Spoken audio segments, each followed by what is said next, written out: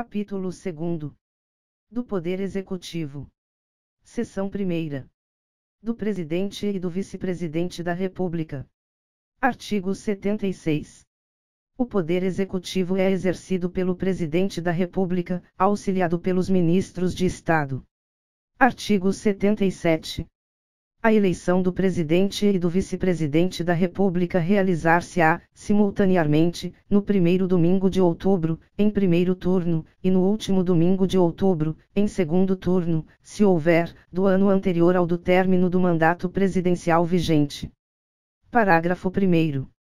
A eleição do Presidente da República importará do Vice-Presidente com ele registrado. Parágrafo 2º. Será considerado eleito presidente o candidato que, registrado por partido político, obtiver a maioria absoluta de votos, não computados os em branco e os nulos. Parágrafo 3º. Se nenhum candidato alcançar maioria absoluta na primeira votação, far-se-á nova eleição em até 20 dias após a proclamação do resultado, concorrendo os dois candidatos mais votados e considerando-se eleito aquele que obtiver a maioria dos votos válidos. Parágrafo 4º. Se, antes de realizado o segundo turno, ocorrer morte, desistência ou impedimento legal de candidato, convocar-se-á, dentre os remanescentes, o de maior votação. Parágrafo 5º. Se, na hipótese dos parágrafos anteriores, remanescer, em segundo lugar, mais de um candidato com a mesma votação, qualificar-se-á o mais idoso. Artigo 78. O Presidente e o Vice-Presidente da República tomarão posse em sessão do Congresso Nacional, prestando o compromisso de manter, defender e cumprir a Constituição, observar as leis, promover o bem geral do povo brasileiro, sustentar a união, a integridade e a independência do Brasil. Parágrafo único. Se, decorridos 10 dias da data fixada para a posse, o Presidente ou o Vice-Presidente, salvo motivo de força maior, não tiver assumido o cargo, este será declarado vago. Artigo 79. Substituirá o Presidente, no caso de impedimento, e suceder-lhe-á, no de vaga, o Vice-Presidente. Parágrafo único. O Vice-Presidente da República, além de outras atribuições que lhe forem conferidas por lei complementar, auxiliará o Presidente, sempre que por ele convocado para missões especiais. Artigo 80. Em caso de impedimento do Presidente e do Vice-Presidente, ou vacância dos respectivos cargos, serão sucessivamente chamados ao exercício da presidência o Presidente da Câmara dos Deputados, o do Senado Federal e o do Supremo Tribunal Federal. Artigo 81. Vagando os cargos de Presidente e Vice-Presidente da República, far-se-á eleição 90 dias depois de aberta a última vaga. Parágrafo 1º. Ocorrendo a vacância nos últimos 2 anos do período presidencial, a eleição para ambos os cargos será feita 30 dias depois da última vaga, pelo Congresso Nacional, na forma da lei. Parágrafo 2º. Em qualquer dos casos, os eleitos deverão completar o período de seus antecessores. Artigo 82. O mandato do Presidente da República é de 4 anos e terá início em 1º de janeiro do ano seguinte ao da sua eleição. Artigo 83. O Presidente e o Vice-Presidente da República não poderão, sem licença do Congresso Nacional, ausentar-se do país por período superior a 15 dias, sob pena de perda do cargo. Seção 2ª. Das atribuições do Presidente da República. Artigo 84. Compete privativamente ao Presidente da República nomear e exonerar os ministros de Estado. Exercer, com o auxílio dos ministros de Estado, a direção superior da Administração Federal. Iniciar o processo legislativo, na forma e nos casos previstos nesta Constituição. Sancionar, promulgar e fazer publicar as leis, bem como expedir decretos e regulamentos para sua fiel execução. Vetar projetos de lei, total ou parcialmente. Dispor, mediante decreto, sobre organização e funcionamento da administração federal, quando não implicar aumento de despesa nem criação ou extinção de órgãos públicos. Extinção de funções ou cargos públicos, quando veigos. Manter relações com estados estrangeiros e acreditar seus representantes diplomáticos. Celebrar tratados, convenções e atos internacionais, sujeitos a referendo do Congresso Nacional. Decretar o estado de defesa e o estado de sítio. Decretar e executar a intervenção federal. Remeter mensagem e plano de governo ao Congresso Nacional por ocasião da abertura da sessão legislativa, expondo a situação do país e solicitando as providências que julgar necessárias. Conceder indulto e comutar penas, com audiência, se necessário, dos órgãos instituídos em lei. Exercer o comando supremo das Forças Armadas, nomear os comandantes da Marinha, do Exército e da Aeronáutica, promover seus oficiais generais e nomeá-los para os cargos que lhes são privativos. Nomear, após aprovação pelo Senado Federal, os ministros do Supremo Tribunal Federal e dos Tribunais Superiores, os governadores de territórios, o Procurador-Geral da República, o presidente e os diretores do Banco Central e outros servidores, quando determinado em lei. Nomear, observado o disposto no artigo 73, os ministros do Tribunal de Contas da União. Nomear os magistrados, nos casos previstos nesta Constituição, e o Advogado-Geral da União. Nomear membros do Conselho da República, nos termos do artigo 89, inciso 7º. Convocar e presidir o Conselho da República e o Conselho de Defesa Nacional. Declarar guerra, no caso de agressão estrangeira, autorizado pelo Congresso Nacional ou referendado por ele, quando ocorrida no intervalo das sessões legislativas, e, nas mesmas condições, decretar, total ou parcialmente, a mobilização nacional. Celebrar a paz, autorizado ou com o referendo do Congresso Nacional. Conferir condecorações e distinções honoríficas. Permitir, nos casos previstos em lei complementar, que forças estrangeiras transitem pelo território nacional ou nele permaneçam temporariamente. Enviar ao Congresso Nacional o Plano Plurianual, o projeto de lei de diretrizes orçamentárias e as propostas de orçamento previstos nesta Constituição.